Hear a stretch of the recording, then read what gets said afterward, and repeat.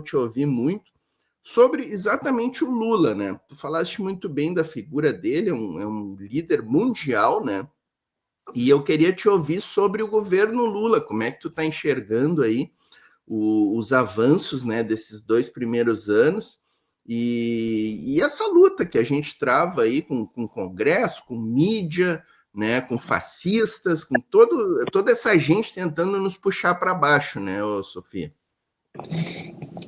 Eu sempre digo que é um feito extraordinário da população brasileira eleger o Lula diante da captura dos meios de comunicação de massa, da direita e da extrema-direita, da captura do poder econômico e da maioria do Congresso, ou seja, eles ditam a norma, eles criaram a ideia de uma falsa autonomia do Banco Central, porque é um Banco Central rendido aos grandes grupos, ao rentismo, né, uma política que boicota o desenvolvimento do Brasil, diante de uma maioria no Congresso conservadora, além de fisiológica, que é aquele grande centrão, a extrema-direita golpista, e uma aliança com o conservadorismo através das igrejas conservadoras que atacam projetos, medidas de evolução da luta das mulheres, por exemplo. Então,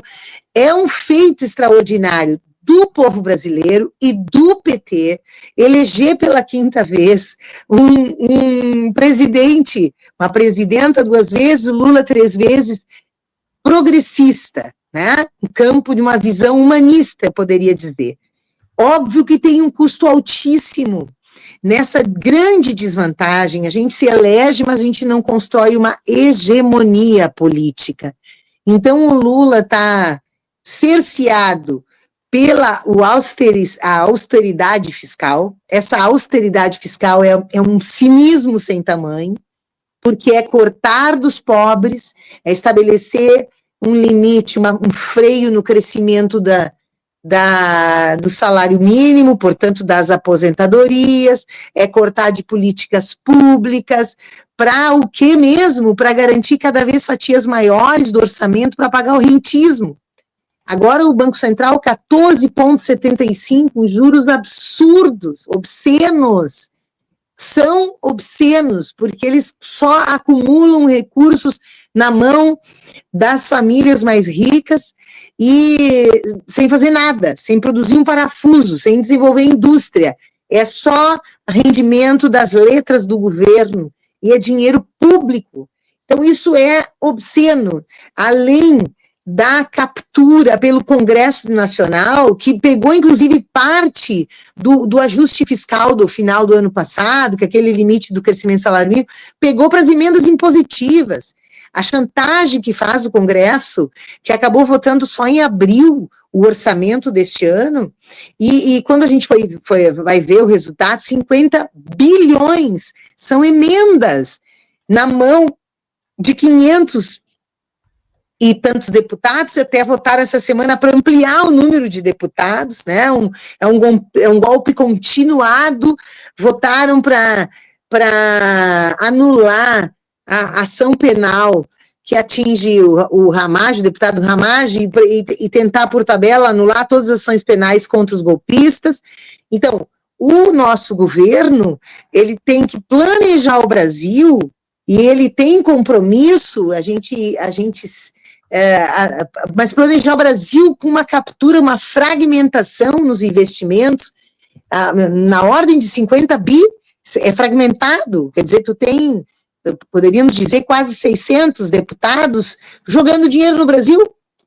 Qual o compromisso? Qual é o critério de construção de igualdade, né, entre os estados, de chegar na população mais pobre? Não, é conforme o curral eleitoral dos deputados e deputadas, e senadores e senadoras. Então, eu diria que o feito do Lula de governar esse Brasil, apesar disto tudo, dessas amarras, é um feito extraordinário. Ele está implementando moradia popular.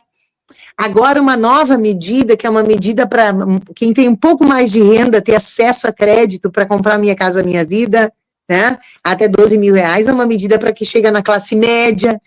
né, a insistência do presidente Lula em construir moradia popular, eu acho que isso é uma política pública emancipatória, fundamental. O povo não pode mais viver de puxadinho, amontoado, numa situação de penosidade, as mulheres, em especial, que são a maioria, rimo de família, porque não tem uma política pública de habitação continuada, o déficit habitacional é imenso. Um presidente Lula que volta com todos esses amarras e expande, né, os institutos federais, mais 100 institutos federais, chegando aos jovens brasileiros, escola de ensino médio técnico de alta qualidade, né, com assistência estudantil, ele seguir implementando, expandindo a universidade, construindo hospitais. Eu assisti a inauguração do Hospital do Ceará, um hospital de 600 leitos, hospitais públicos. Aqui no nosso hospital, o GHC, que são 4 hospitais, ele está com 80 obras, vai construir um hospital especial para criança, hoje é uma ala lá muito apertada lá no GHC, tudo investimentos do governo federal em saúde, em educação, o que é a ideia de buscar o jovem de volta, quer dizer, o pé de meia, ainda valores pequenos, mas numa quantidade muito grande, trazer a juventude para a volta da escola, distribuir renda para as famílias, dando valor, acrescentando valor às famílias mais pobres, o valor do estudo, o valor da escola. São medidas muito emblemáticas. Eu quero lembrar, para fechar essa minha opinião sobre o governo Lula, então colocando todas as dificuldades, lembrar da matéria que saiu domingo, né, no concorrente, na mídia nacional, no Fantástico, que nós nos emocionamos todos, porque o Fantástico recuperou como estavam os índios, os indígenas, as pequenininhas crianças, em pele e osso, com umas barrigas cheias de vermes, todos, a mortandade do povo Yanomami, e agora a diferença, pela intervenção do governo federal, pela ação direta lá. Claro, o que eu acho? Nós temos muitos limites, né? O governo Lula, nós estamos com o MST, que fez essa marcha agora em abril, nós estamos aqui com eles acampados, 400 famílias aqui no INCRA. Não tem, desde 2014, nenhum novo assentamento. Portinho, o que significa isso? Isso é uma falha grave do nosso governo? Mas é porque é um governo que tem uma governabilidade calcada não na mobilização do povo brasileiro, mas na coalizão com esses partidos do centro, que traem a qualquer momento, que traem a democracia, inclusive, que traem o próprio presidente Lula, né, e que exigem cada vez mais para viabilizar as políticas do presidente Lula. Então, o presidente Lula não tem avançado no tema da terra, que é uma terra para o povo viver, para o povo comer, para produzir, e a gente tem que dar toda a força para o MST. Então, a minha responsabilidade não é do governo Lula, na minha opinião. Oi? Deixa eu pegar esse teu gancho aí do MST, claro. Eu estava até com a notícia engatilhada aqui, ó. Gleisi Hoffmann visita a feira do MST, não vamos ter desenvolvimento sem fazer reforma agrária. Notícia quentinha aqui da Brasil de Fato, né? A feira do MST, que é uma coisa maravilhosa, né? Começou ontem. Lá em São Paulo, queria tanto ter ido. Vai na próxima semana acontece lá em São Paulo, né? Então, tá aqui a nossa ministra da Secretaria de Relações Institucionais, né? Esteve lá visitando e reforçou a importância da reforma agrária, né? Mas é como tu diz, né? Ter governo não é ter o poder, né? Os poderosos do país, ainda mais quando é um governo popular como o nosso, né? O governo popular, eles ficam tentando jogar para baixo, desestabilizar a todo momento, né?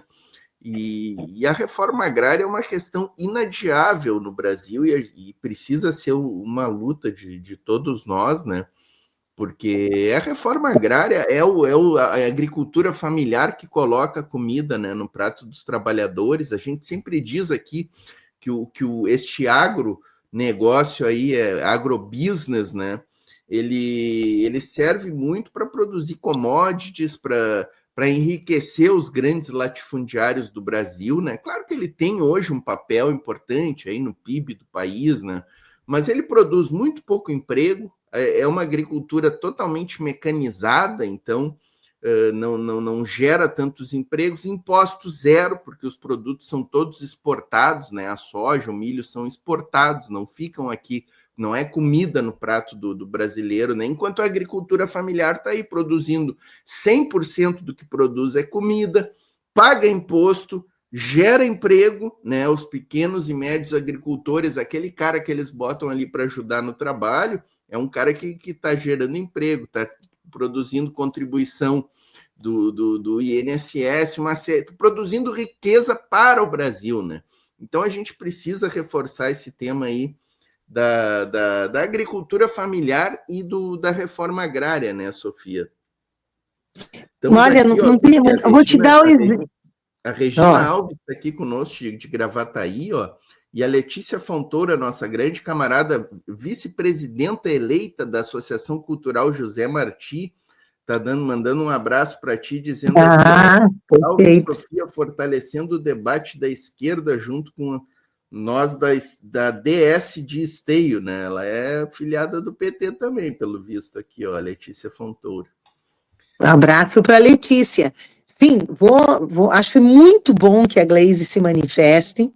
Aqui, o governo do estado, ele custou a receber, nós tivemos que apoiar aqui toda a necessidade de uma interlocução. O MST aqui ocupou uma área que é da CE, não foi para Equatorial, é CE, é um horto de uns 116 hectares, não é bem mais, agora não sei o número exato, e o governo botou a brigada militar para retirá-los de lá, e era um horto de produção de eucaliptos, de produção dos postes para a CE.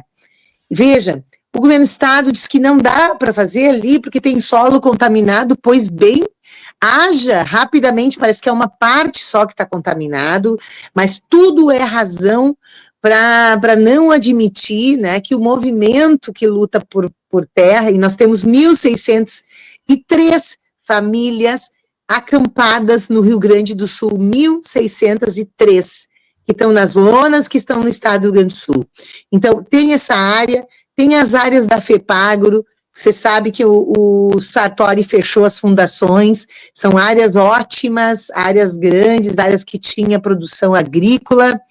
Então, tem 4 áreas que estão sendo indicadas pelo MST da antiga FEPAGRO, e nós temos dar toda essa força, porque quando a gente olha, vai lá no acampamento Filhos do Cepé, que é assentamento, não é mais acampamento, né?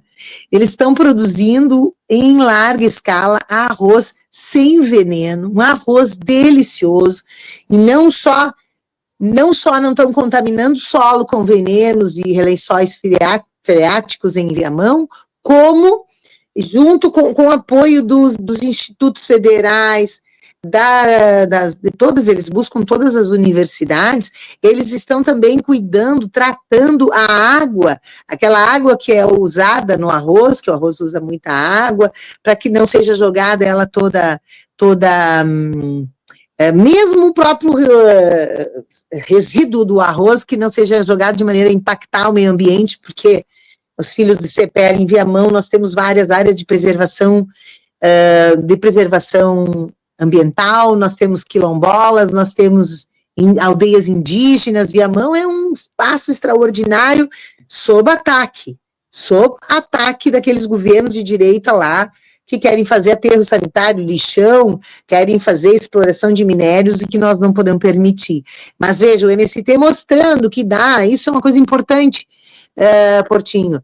Eles dizem, ocupam e é um desastre. Não é um desastre, a fartura é a alimentação, e mostrando que dá para produzir em larga escala sem veneno. Que coisa que tu fala com todo mundo do agronegócio, não dá.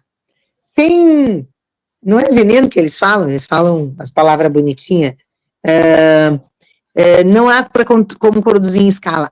Sim, e o MST tem provado isto. Então, mais que use, né, Sofia? Agrotóxico, né? Não quero usar essa palavra.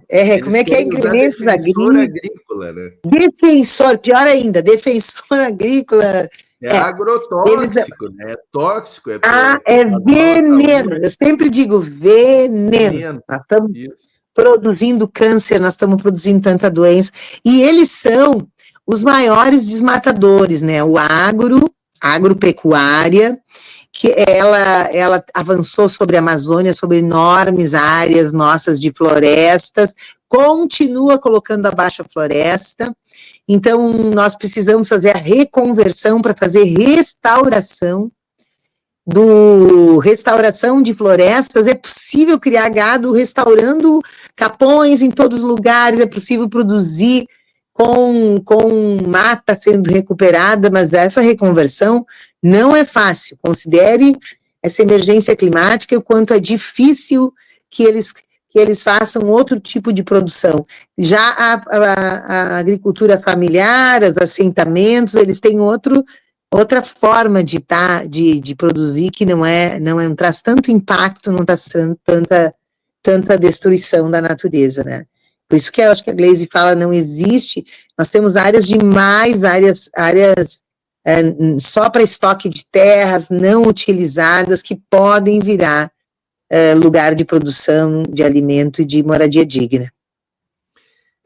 A reforma agrária é uma questão. O Stedley participou de um programa e ele comprovou por A mais B, né, que é possível assentar todas as famílias que estão aí sem terra, né, sem precisar nem desapropriar terras, né, só com as terras devolutas. O Stedley trouxe esse dado. Então aí tu vê, né, Sofia, que não é uma questão de falta de terra, de falta de dinheiro, é uma questão de política mesmo, de vontade e de atraso das nossas oligarquias agrárias que não querem o assentamento. Por que eles não querem o assentamento dessas famílias, desses trabalhadores? Porque aí o trabalhador continua sendo escravizado por eles facilmente. É isso, é só isso. É isso. Né, Sofia? Isso, porque está dizendo aqui, ó, que a reforma agrária e a demarcação das terras indígenas são urgentes para a proteção de todo o meio ambiente, né? Miriam Barrocas, a reforma agrária está atrasada demais no Brasil. Já algumas décadas, Miriam, alguns séculos talvez até, né?